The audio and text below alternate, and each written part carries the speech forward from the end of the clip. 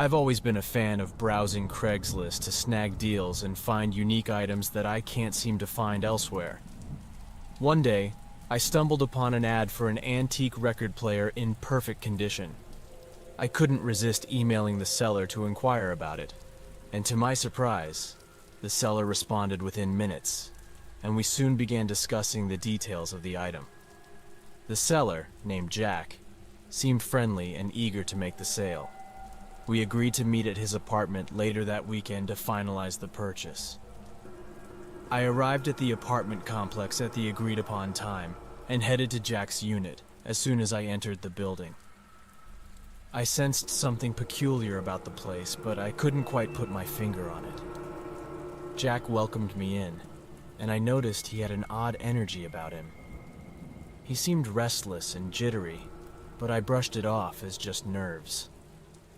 I inspected the record player and was pleased to find that its condition was even better than depicted in the pictures. I was ready to make the purchase when Jack suddenly interrupted me, asking if I wanted to see something really cool he had in another room, feeling somewhat hesitant. I agreed to follow him, and we walked into a room at the back of the apartment, filled with a plethora of random objects. Jack pointed to a large trunk in the corner of the room and said he had something inside that might pique my interest. When he opened the trunk, I caught a whiff of a musty smell that made me dizzy. Inside the trunk was an old, tattered white cloth. I knew there was something underneath it, but I didn't care to see it again. Sorry, the smell was overpowering. I turned away and began walking back to the other room. He stood near the trunk, still calling me back to just take a quick look and saying that I wouldn't regret it. I was too shaken by the strange feeling to even stay. I ignored him and walked out the door and out of the apartment complex. I was still very dizzy, and it seemed to be getting worse. I staggered to my car as fast as my legs could carry me. I got in and drove for maybe 20 seconds, barely making it out of the parking spot before I pulled over to the side. I felt like I was about to pass out, and I had to because a few minutes later I woke up. I was groggy and dizzy, but I managed to drive further and turn into a neighborhood where I pulled over and passed out again. The next part is harder to recall, but when I woke up, it was darker outside, and my head was foggy and unclear. I couldn't grasp organized thoughts. Everything was just blurry. Somehow I managed to make it home, and as the night progressed, I slowly regained more awareness. Soon after I could formulate my thoughts, I called the police, and they arrived at the apartment and were allowed entry. But Jack claimed he didn't have a trunk like that, and they never found it. There was no progress after that night, but I knew something was amiss. Maybe I was just paranoid, and the smell was just a normal odor that made me panic for some reason. But I'm pretty sure he was emitting some kind of narcotic gas from the trunk, and if I had stayed longer, I might never have been able to get out.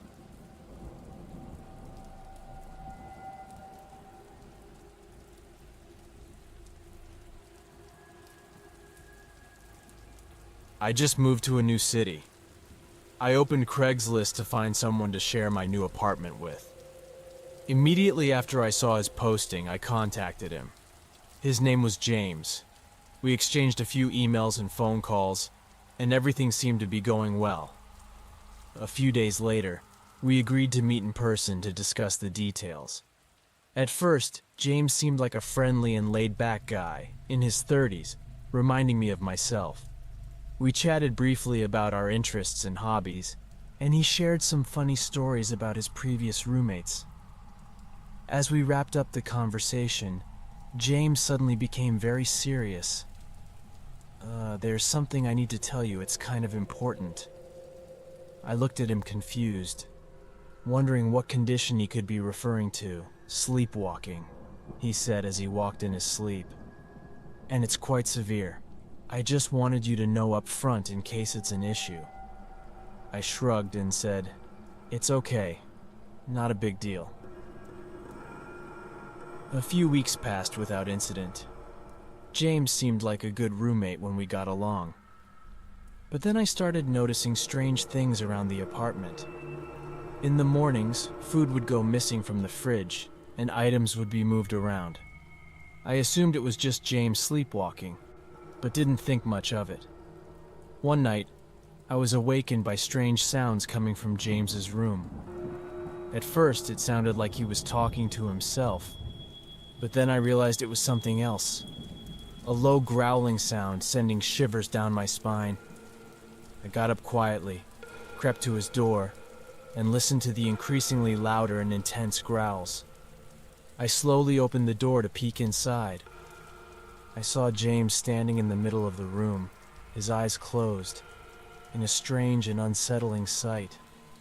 I felt like I was seeing something I shouldn't, and chose to retreat back to my room. The noises continued for several minutes before stopping in the morning. I refrained from mentioning anything to James so as not to embarrass him. He seemed normal, so I tucked it all under the covers and forgot about it. A few days went by, and I found myself waking up occasionally to footsteps in the hallway, or doors opening and closing, and sometimes even James making the same growling noise. I knew it was just James sleepwalking, so it didn't scare me, but I still found it hard to sleep unless I heard him back asleep. One night, though, as I woke up because James's bedroom door slammed shut. Usually he closes it gently, but this time it sounded like he slammed it shut. My eyes widened, and I stared at my door as his footsteps slowly crept and stopped. I could see his shadow under the door crack. Then the doorknob slowly turned, and he opened the door. There stood James gently in the darkness. I froze, staring at the eerie roommate. I knew it was him sleepwalking, but it was still a creepy sight. Then he started making the same growling sounds. After a moment, he stopped. Then his eyes opened, and suddenly he lunged towards me. But in a matter of seconds, he had me pinned. His eyes blank and expressionless, still silent. He said in a monotone voice as if he was still asleep, "Don't move." I tried to break free, but he was too strong. I felt a strong fear building up inside me, and then it all just ended abruptly.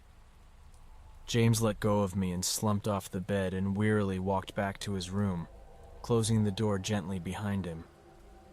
I immediately got up and locked my bedroom door, then stayed up all night. In the morning, I left for work earlier, even before James woke up. I dreaded the thought of seeing him at home after work because I knew I'd make the situation awkward. But as I pulled into the driveway, his car wasn't there. I then noticed a lot of stuff missing from the house, and when I checked his room, it had been emptied. I tried calling James for the next few days but never got an answer. I never heard from him again. I don't know why he left. Maybe he knew what he was doing and felt ashamed. But if he truly was sleepwalking, then he wouldn't have any memory of it. It still scares me, and my mind associates that encounter with Craigslist, so I stopped using it. I just hope James really was sleepwalking because I'm worried if he wasn't, he might come back.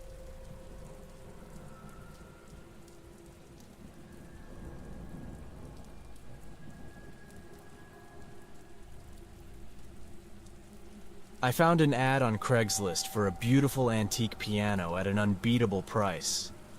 I had been searching for one for a long time, and this type of piano can be very expensive if the seller knows its true value. I emailed the seller, and he quickly replied. He seemed friendly and said he was very happy to meet me and show me the piano. The address he gave me was somewhat secluded in a rural area outside the city, but I didn't think much of it.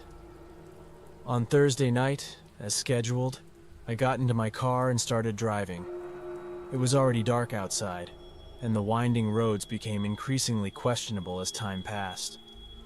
I was quickly mesmerized when I finally reached the address he had given me. It looked like an old church.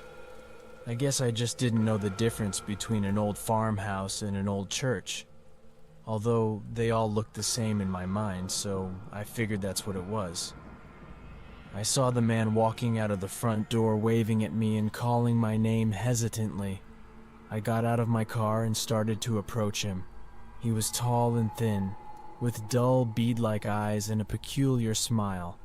He seemed friendly, but there was something odd about him. "Welcome," he said. "I hope your journey wasn't too bad." I nodded, trying to calm myself and push aside the uneasy feeling. He led me into the building, and I soon realized that it was most likely indeed an old church, but had been converted into some sort of emergency musical instrument museum. There was an array of equipment lining the walls: drums, banjos, guitars, and a host of other instruments. I didn't see the piano, though.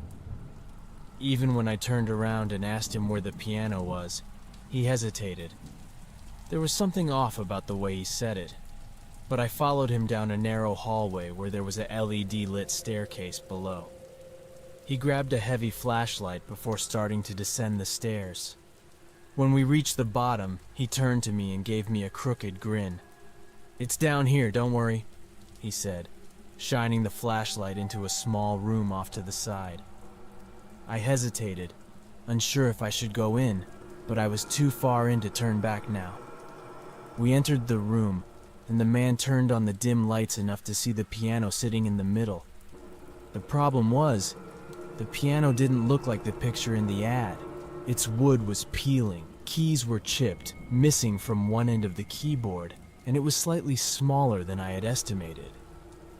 "As expected," I said, trying to sound polite, but my disappointment was evident in my voice. "I'm sorry, it's not what you were looking for," he replied, crossing his arms and leaning against the wall, watching my every move. I felt like a trapped animal, self-conscious and panicked. The whole setup was strange, and I felt like I needed to leave. "Thank you for this. I think I'll pass," I said, trying to sound assertive, even as I glanced towards the man who had been leaning against the wall earlier, still with that crooked smile on his face. "Is there anything else you'd like to see?" he asked. "No, I'm okay," I stammered, feeling threatened by the tone of his voice. "I think that's it for today." I quickly hurried out of the room into the dark, dimly lit hallway. I managed to find the staircase and quickly made my way out of the front door. Though I had managed to escape, I couldn't shake the feeling that something more sinister was going on. Perhaps because of the way John had looked at me, or the way he acted, or just the tone of his voice. When I got home, I opened my laptop and searched the address online. It showed a picture of the old church labeled as a historical music museum, open only on weekends for viewing. I looked into it further and found no information about them selling anything. My body shook, and I closed my laptop. Most likely, I had narrowly escaped something bad. I was already skeptical of sites like Craigslist, but after that, I was done. I haven't used Craigslist or even Facebook Marketplace since that night, because really, when you think about it, you're risking your life for some secondhand goods. Don't use Craigslist, and if you do, never let your guard down.